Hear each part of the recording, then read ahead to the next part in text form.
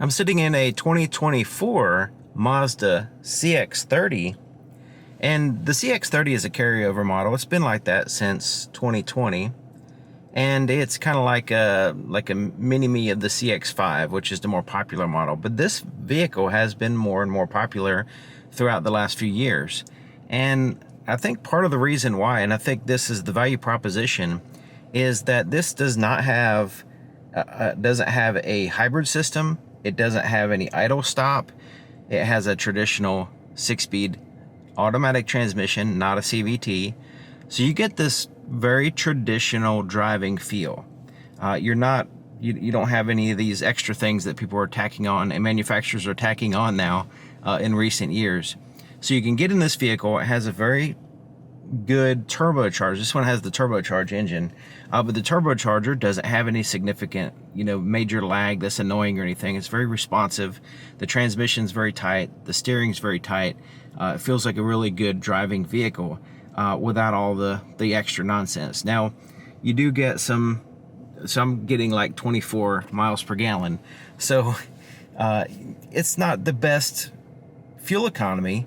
But you do get, when you get in the vehicle, you get that kind of traditional peak internal combustion engine feel, So I can see the appeal. And now I've made several videos on the CX-30, kind of sharing some of the things that me personally, or, my preferences, that it doesn't match my preferences and at several different levels. But doesn't matter. But the main thing is that if you are fine with this vehicle, just a few things like the cup holders being over here and stuff like that, the way the screen is laid out here, the heads-up display is very small and almost it's okay, but it's not great. The screen over here is actually looking pretty good as far as the clarity and everything. It's just the position of it and all that stuff. Some people might not have a problem, like I said. The climate control is... The original CX-30 I drove had some issues with the active grille shutter staying closed even when the air conditioner's on and it's like hot in the vehicle. So this one, it doesn't feel as cold as... Sometimes it's a little bit too hot, but it's not as bad as that other one, so that other vehicle must have just had a problem or something. And also, like on some Mazdas, these buttons right here are like chrome, similar to this, and they're kind of hard to see when the sun's shining on them. So now they're black. So this looks good. This is all good. Now also the seat is fairly comfortable as well. So I had some issues with some other Mazdas, the seat comfort. This one's actually pretty good. I hadn't had any problem with it. The legroom is fine. There's no real obstructions like some other vehicles other Mazdas I've experienced. So yeah, this is it's one of those type of vehicles that if the price is right for you, and so like this one is kind of on the higher end. This is $38,000. But the price, of course, you can get the lower trims.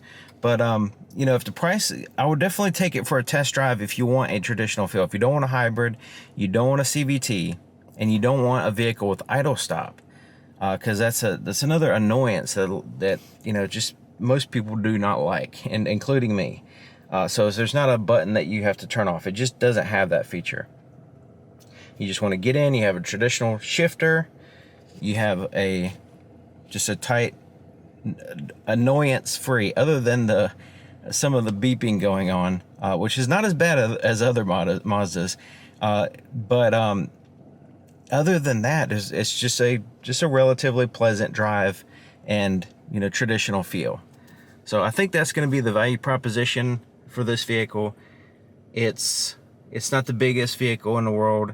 It's not the it is practical though. Like if you don't have like a bunch of people in the back seat all the time, then, and even if you do, as long as you're not very tall, like me, I got the seat like way far back, so it really diminishes the back seat room. But if you don't really do all that stuff, it's actually a pretty practical vehicle. There's enough cargo space, there's enough back seat space. It drives, there's plenty of power, especially in this one with the turbocharger. And so yeah, and it looks good. Another thing, it has the traditional dials here. So there is some digital digital screen there in the center, but you get that that traditional look of dials and needles and all that stuff, you know.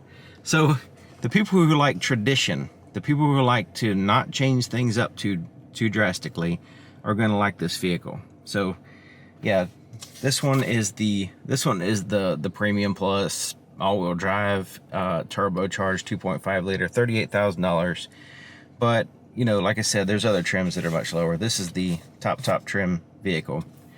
But and I was kind of surprised at the seats. You know, some of the Mazdas are, you know, a little bit uncomfortable. So this one has the blind spot detection system. It has the full camera system that pops up. So go ahead and pull that up here. And the clarity and the resolution and all that's good. And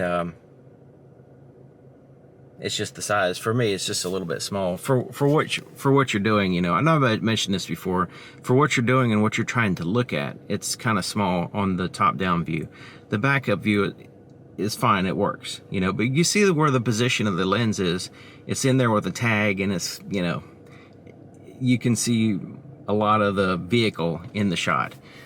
So yeah, there's a few things that as a design element I would change, you know.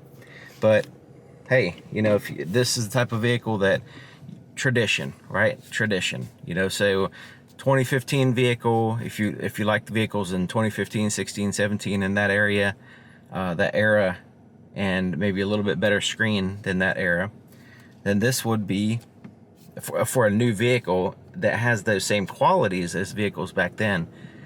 This would be, I would say I would recommend you take a test drive anyway and see if you like it.